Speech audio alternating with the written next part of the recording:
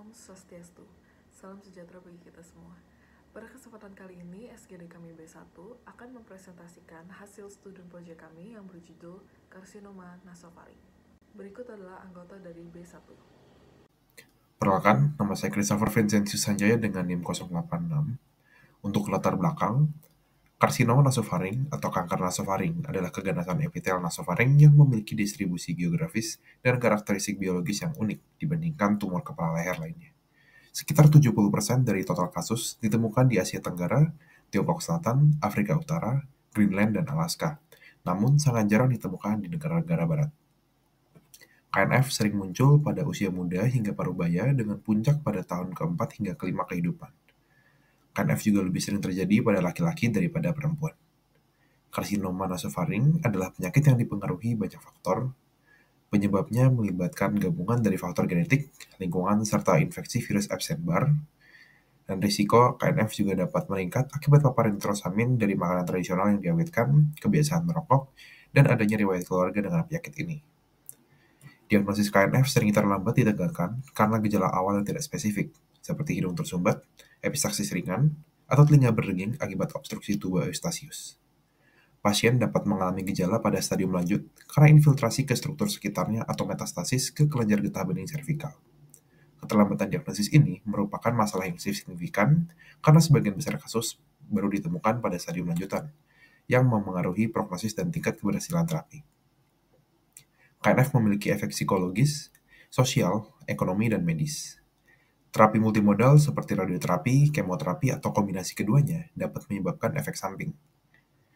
Pendekatan penata laksanaan KNF sangat penting untuk mendeteksi lebih dini, melakukan terapi yang lebih baik, dan meningkatkan kualitas hidup. Maka dari itu, literatur review ini dibuat untuk mengumpulkan, menganalisis, dan mensintesis segala informasi terkini tentang karsinoma nasofaring dari etiologi, diagnosis, gejala, penanganan, agar dapat memberikan landasan ilmiah yang kuat untuk penelitian lebih lanjut, penanganan yang memadai, dan rekomendasi klinis. Perkenalkan, saya Komang Meta Widiantari dengan 3 digit NIM terakhir 058. Jadi saya akan menjelaskan anatomi dari nasofaring. Jadi nasofaring adalah bagian paling atas dari faring yang terletak tepat di belakang rongga hidung dan di atas langit-langit lunak. Bagian ini berfungsi sebagai penghubung antara rongga hidung dan orofaring serta menjadi tempat muara tuba Eustachius dan adenoid. Nasofaring dibatasi oleh dasar tengkorak di bagian atas, langit-langit lunak di bawah, rongga hidung di depan, dinding faring di belakang, dan lamina pterygoid medial serta otot konstriktor faring superior di sisi samping. Suplai darah ke nasofaring berasal dari beberapa cabang arteri besar, seperti arteri karotis interna, maxillaris, facialis, dan faring ascendens, sedangkan darah vena dialirkan melalui plexus vena varavaring ke vena jugularis interna. Persarafannya juga kompleks. Bagian depan mendapat saraf sensorik dari cabang maxillaris saraf trigeminal, bagian belakang dari saraf glosopharyngeal, dan gerakan otot-ototnya dikendalikan oleh saraf vagus, kecuali otot tensor veli palatini yang disuplai oleh saraf mandibula. 3 otot utama yang berperan di daerah ini adalah tensor veli palatini, levator veli palatini, salpingopharyngeus, yang bekerja sama menutup nasofaring saat menelan dan membuka muara tuba Eustachius agar tekanan di telinga tengah tetap seimbang. Perkenalkan, saya Komang Reina Nadira Dewi dengan 3 digit NIM terakhir 002. Karsinoma nasofaring adalah salah satu jenis kanker epitel ganas yang berada di daerah nasofaring, di mana daerah ini adalah bagian atas dari tenggorokan yang letaknya berada di belakang hidung dan di bagian bawah dasar tengkorak. Keganasan ini memiliki ciri khusus apabila dibandingkan dengan kanker kepala dan leher lainnya. Hal ini dikarenakan letaknya yang tersembunyi, sehingga gejala awal seringkali tidak terlihat jelas. Dan gejala tersebut biasanya baru terdeteksi apabila pasien sudah mengalami stadium lanjut. Secara klinis, karsinoma nasofaring memiliki beberapa gejala, di antaranya yaitu benjolan pada leher akibat metastasis ke kelenjar getah bening, hidung tersumbat, epistaxis atau mimisan, gangguan pada pendengaran, hingga gejala-gejala neurologis akibat adanya metastasis ke bagian saraf-saraf terutama yang berada di bagian kepala. Secara global, karsinoma nasofaring itu jarang terjadi dengan angka sekitar 1,5 per 100.000 penduduk per tahunnya. Namun, angka kejadiannya itu sangat tinggi di Asia Timur dan juga Asia Tenggara yang menyumbang hampir 3/4 dari seluruh kasus dunia, terutama di Tiongkok yang mencapai hampir setengah dari total kasus global. Di daerah endemik seperti Guangdong, angka kejadiannya itu bahkan mencapai 25 per 100.000 pada laki-laki. Sementara di negara non-endemik seperti Eropa dan juga Amerika Utara, kasusnya itu sangat jarang.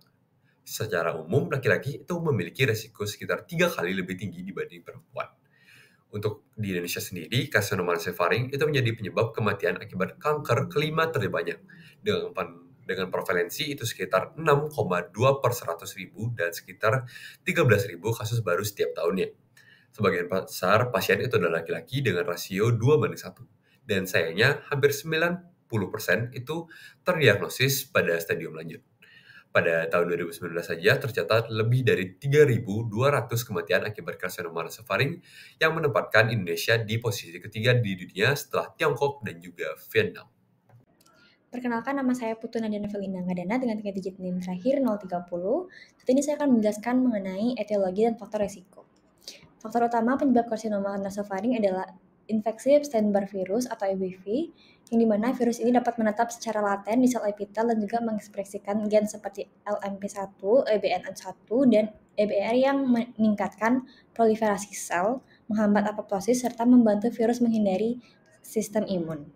Selain itu, bukan hanya infeksi EBV yang berperan, tetapi juga varian genetik virus lainnya, yaitu beberapa varian memiliki kemampuan transformasi sel lebih tinggi, terutama di wilayah Asia Tenggara dan juga Tiongkok Selatan, sehingga dapat menjadi dasar pengembangan vaksin atau imunoterapi spesifik di masa depan. Faktor genetik host juga berpengaruh, di mana polimorfisme pada gen HLA tertentu seperti HLA2, B46, dan B58 dapat meningkatkan kerentanan seseorang terhadap KNF atau karsinoma nasofaring. Yang terakhir ada faktor lingkungan dan juga gaya hidup yang turut besar beresiko, misalnya konsumsi ikan asin yang mengandung nitrosamin, paparan asap rokok, serta polusi udara rumah tangga, yang dimana semua faktor ini memicu stres oksidatif dan juga inflamasi kronik yang mendukung proses karsinogenik. Sekian dari pemaparan saya, selanjutnya akan dilanjutkan oleh teman saya. Karsinoma nasofaring umumnya berasal dari sel epitel fosarasenuler, di mana patofisiologinya itu paling banyak melibatkan faktor genetik dan juga infeksi virus EBV. Dalam fase laten, EBV dapat mengekspresikan LMP1 yang berperan sebagai onkoprotein yang mengaktifkan jalur NF-kB dan memicu proliferasi sel yang tidak terkontrol. Sementara itu, kerentanan genetik, khususnya pada gen HLA, dapat mempengaruhi kemampuan imun tubuh dalam mengenali dan membersihkan sel epitel yang terinfeksi oleh virus EBV. Akibatnya, sel yang terinfeksi itu dapat bertahan, menumpuk, dan dapat bermutasi dan akhirnya berubah menjadi keganasan. Perkenalkan, nama saya Tatiana Kelanova Sirebuta dengan 3 digit NIM terakhir 170. Di sini saya akan menjelaskan mengenai gejala klinis dan variasi manifestasi dari karsinoma nasofaring. Yang pertama ada manifestasi nasal, di mana ini merupakan gejala paling sering, meliputi sumbatan hidung, epistaksis, burst nasal drip, suara sengau atau hypernasal speech, maupun bau tidak sedap atau kakosmia. Lalu ada gejala otologis seperti obstruksi tuba eustasius oleh massa tumor. Kondisi ini dapat menimbulkan gangguan pendengaran konduktif, efusi telinga tengah, hingga rasa penuh di telinga. Secara klinis, adanya efusi telinga tengah unilateral pada orang dewasa menimbulkan kecurigaan kuat terhadap kemungkinan adanya neoplasma nasofaring. Lalu ada gejala neurologis yang dapat muncul bila terjadi perluasan tumor ke intrakranial. Pasien dapat mengalami palsi saraf kranial sebagai gejala awal dengan saraf abdusen yang paling sering terlibat.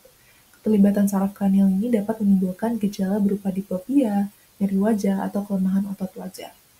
Lalu yang keempat ada keterlibatan nodal, yaitu pembesaran kelenjar getah bening servikal, khususnya pada nodus retrofaringeal, jugular bagian atas, dan apex posterior triangle. Nodus supraklavikular biasanya baru terlibat pada stadium lanjut dan menandakan progresivitas penyakit. Lalu pada stadium lanjut, karsinoma nasofaring dapat bermetastasis ke organ jauh, terutama hati dan paru-paru. Selain metastasis jauh, terdapat manifestasi berupa sindrom paraneoplastik seperti dermatomyositis. Baik, perkenalkan saya Revalia dengan 3 digit terakhir 249. Diagnosis karsinoma nasofaring diawali dengan pemeriksaan klinis dan endoskopi untuk melihat adanya tumor di daerah nasofaring. Melalui endoskopi transnasal, dokter dapat mengambil jaringan untuk biopsi dan analisis histopatologi. Jika ditemukan pembesaran kelenjar di daerah leher yang dicurigai metastasis, dilakukan aspirasi jarum halus atau FNA. Bila hasilnya positif dan berhubungan dengan infeksi EBV, biasanya hal ini dianggap berasal dari tumor primer di nasofaring. Setelah konfirmasi histopatologi, pasien akan menjalani pemeriksaan pencitraan seperti CT, MRI, atau PET CT scan untuk mengetahui sejauh mana tumor menyebar.